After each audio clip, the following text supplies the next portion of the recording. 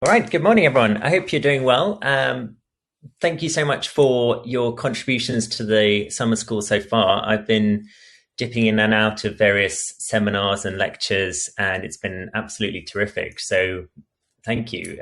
You've taken it very seriously. You're using the opportunity at its best, and we can't ask for any more than that. So I'm just tremendously grateful, and I hope it's been of use to you all. This morning's self-reflection session is again talking about weakness. So yesterday I did a session on strengths and weaknesses. And the reason that I spoke about that is because I think it has some instrumental utility. In other words, it can make us more powerful if we give ourselves a little bit of a chance to reflect on what we think we're good at and what we think we're maybe less good at, but also to be clear-sighted and honest about those categories, because those are terms, strength and weakness, which are very difficult to assess in any clear-sighted empirical fashion. And therefore they tend to be shot through with storytelling, with narrative, with perception, with rumor, with various sort of incredibly unreliable data that in almost any other walk of life we wouldn't give a second glance at. You know, why would we, for example, prioritize the impression of a bully or an unpleasant teacher or something someone said to us years ago that might have a specific impact and detriment on our self-perception? Now, today, to advance on this, I want to give three particular biographical case studies of individuals who've surmounted the notion of weakness. They have transcended what was expected of them to an extraordinary degree. Now, I'm not showing these biographies in order to make us all feel inadequate, because these are sort of hyper achievers that it's difficult perhaps to relate to. The point is that I think there is a capacity for us to relate in some sense, even to these magnificent overachievers, because they show us the capacity of the human spirit, if that's not too cheesy. They show us the power of grit, of determination, that when someone puts barriers in your path, there are always people who are able to transcend those barriers and show that the weakness, so-called, is just a perceptive weakness. It's not a real weakness. And the only real weakness would be to give in to people telling you how weak you are. Now, obviously, as I was saying yesterday, there are some legitimate weaknesses. Being half blind, I will never be a fighter pilot. And I have struggled to come to terms with that. And the young boy in me will always be berating me for that particular weakness. So there are some things that you just can't transcend. And even trying to will only cause you harm and discomfort. But there are also quite a lot of things where we sort of tend to say, oh, I'm pretty rubbish at this. I'm not great at that. But are you? Do you really know how far you could go? Is this a story you're telling yourself? Is this maybe an excuse you're providing to not push yourself a little bit further, to not do something a bit harder? I'm sure I'm guilty of that as much as anyone else, but I just think it's an interesting thing to explore and to really challenge what we think we're not good at in order to see how much further we could potentially go. Anyway, what I'm going to do is I'm going to share my screen so that you can see my browser. So just bear with me for a second. Okay, so here's an image of Oxford. And I wanted to talk about the biographies of three Oxford alumni, three people that studied at Oxford University. They're not necessarily the best known Oxford alumni, but I think they really encapsulate the point I'm trying to make about not allowing this idea of weakness to hold them back. Okay, now there are lots of famous alumni to choose from. Oxford's been around for 900 years. It's produced 28 of the 56 British prime ministers, so fully half of all British prime ministers. It's worked with the royal families of the UK and countries on practically every continent. It's produced 12 saints. It's produced more Nobel Prize winners in the sciences than France and Belgium put together. So, you know, there's lots of very powerful, prestigious, famous people that we could resort to. But like I say, I want to talk about those people that were confronted with this narrative that they were weak, that they were incapable, and absolutely blasted their way through it, because I think they tell us a particularly empowering message. And a lot of those people that have gone on to become powerful after Oxford were actually very powerful before they got to Oxford. They came from extremely privileged, powerful families and backgrounds with lots of money and resources and networks and all the rest of it. So it's not particularly surprising that they became powerful. Oxford really did nothing to add value to their particular power base. So the first person I want to talk about, and we're going to have to go back in time a little bit, back to the early 20th century, and we're going to have to leave the city centre and move up St Giles and come to one of the first and earliest women's only colleges, which is down here. This is Somerville College. And the person I want to talk about is a lady called Dorothy Hodgkin. Now, Dorothy Hodgkin came to Oxford, to Somerville College in the 1930s. Now, bear in mind that women weren't allowed to take degrees in Oxford until 1922. So Dorothy was coming merely a decade after women were allowed to even be acknowledged as fully matriculated undergraduate students at the university. And she got interested in her final year at Oxford in a methodology called X-ray crystallography, which is where you take X-rays of crystalline structures of molecules, and the X-ray light refracts in relatively predictable ways. And by making calculations as to the refractions, you can determine down to the molecular level how that crystal is structured, including the position of electrons. And she became so interested in this that she went to do a PhD in Cambridge and then came back to Oxford as a fellow and a researcher of Somerville College again.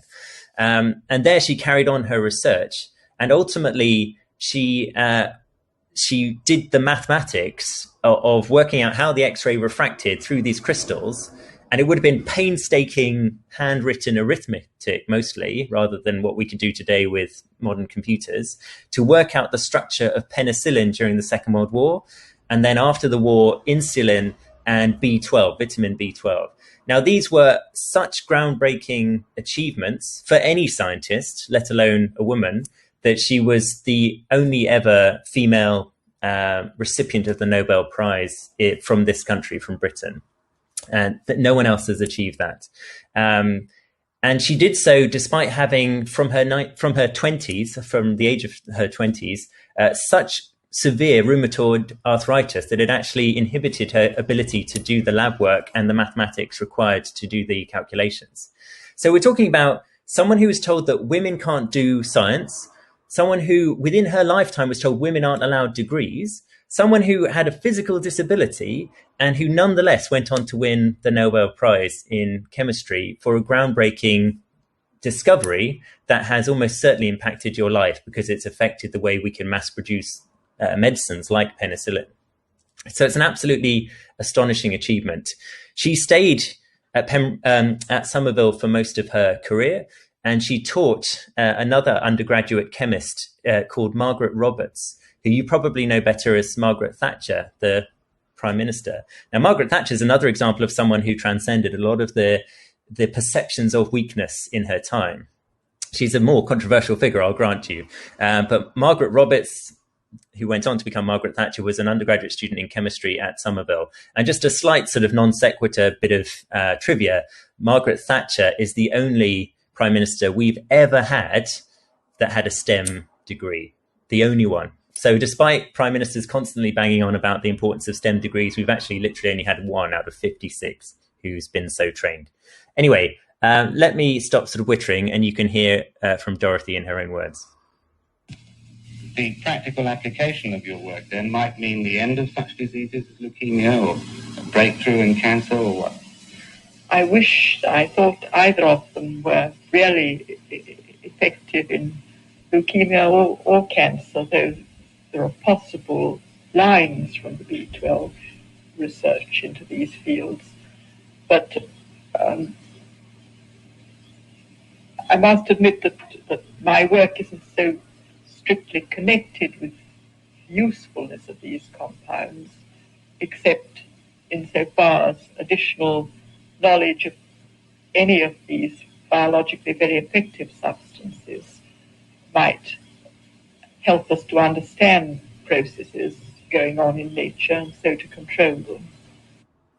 Okay, so clearly an amazing person. Now, the next person I want to talk about who similarly overcame this idea, this narrative of weakness to show how strong she could be just through force of will, was someone who studied at my college, at Jesus College, which for some reason has the label Exeter College, but here it is. So this is Jesus College here. And the lady is Hilary Lister. Now, she studied not so long ago. She came up to Oxford around the turn of the millennium. She had a genetic disease that ultimately rendered her quadriplegic, in other words, incapable of using any of her limbs. And she nonetheless obtained her degree and went on to start a doctorate, although she wasn't able to complete it. But she found an outlet in sailing, and she became such a competent sailor using just a straw to steer and to manipulate the sails that she became the first quadriplegic person to sail across the English Channel. One of the most inspiring people I've ever met. She has, achieved some incredible things, and to do what she's doing in that situation is incredible.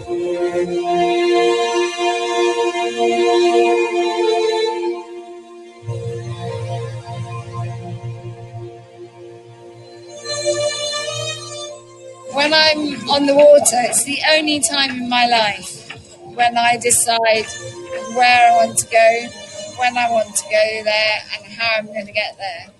The rest of my life is spent sitting on a sofa with a television and a computer for company. Now, given that choice, wouldn't anybody choose to get on a boat and just get and go, The wheelchair is where I'm restricted. Boats are where I'm me. That's where I belong. Just talking to her and how inspired she was with us, and yet as she's talking to me, I'm like, that's amazing that you're inspired by us and what our team's doing and myself. But right now, I feel like I'm talking to probably the most inspiring woman I've met. It's just incredible.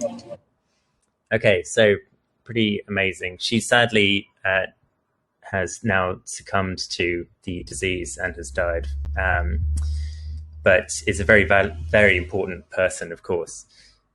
Finally, the most recent person to graduate from the university of the three that I'm going to be talking about this morning, in fact, she only graduated this year, and that is a young lady who studied here at Lady Margaret Hall. She chose this college because her hero, Benazir Bhutto, studied here. Benazir Bhutto was the Prime Minister of Pakistan. And the lady I'm talking about is Malala Yousafzai, who was a campaigner for women's rights and for education of girls.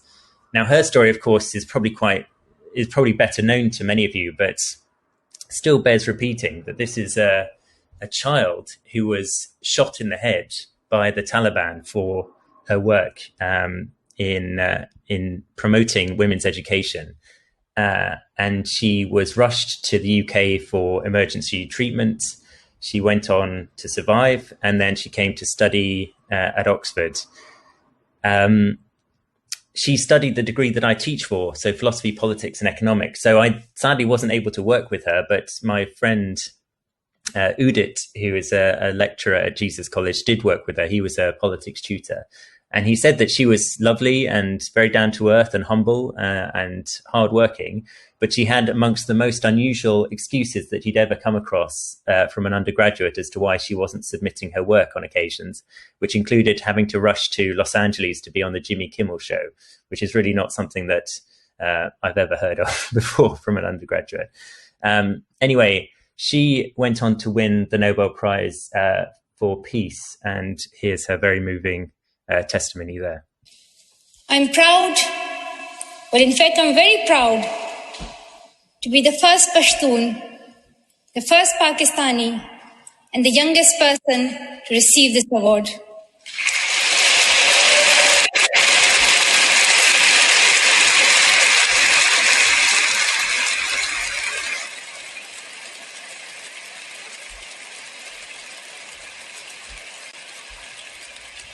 A along with that, I'm pretty certain that I'm also the first recipient of the Nobel Peace Prize who still fights with her younger brothers.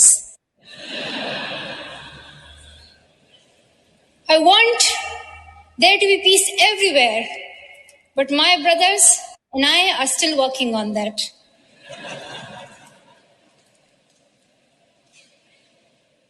I'm also honored to receive this award together with Kailash Satyarthi, who has been a champion for children's rights for a long time, twice as long, in fact, than I have been alive. I'm proud that we can work together. We can work together and show the world that an Indian and a Pakistani, they can work together and achieve their goals of children's rights. So clearly another amazing young person. So I'm just going to stop sharing my screen. So the point of these biographies is just to really challenge the notion of what weakness means. As I was mentioning in the talk yesterday, there are some weaknesses that are inevitable and that they are therefore morally neutral. You know, we wouldn't criticize Hilary Lister for her disability because she can't do anything about it. We wouldn't criticize Dorothy Hodgkin for her rheumatoid arthritis. We wouldn't criticize Malala for being shot in the head. And yet we're quite quick to criticize ourselves for things that we can't control, that are perceived as weaknesses. And perceived is the verb to use, that most of what we think of as weaknesses are just matters of perception. They are compound narratives, they're stories, but they don't actually contain a great deal of truth. And a lot of what we consider to be weak can be actually maybe even a hidden strength, or could be something that could be significantly augmented if we just stop telling the stories to ourselves of weakness. And so I think those three stories in particular really show us that with a bit of grit and determination, you can transcend almost any barriers, almost any weaknesses. Okay, so I hope that's been interesting and useful. And I look forward to speaking to you again during the rest of today and tomorrow. And just for your information, the timetables for next couple of weeks will be coming out later today. So just hold tight and check your emails. Grand. Diolch. Thanks very much, everyone. Bye. Thank you. Thanks. Thank you.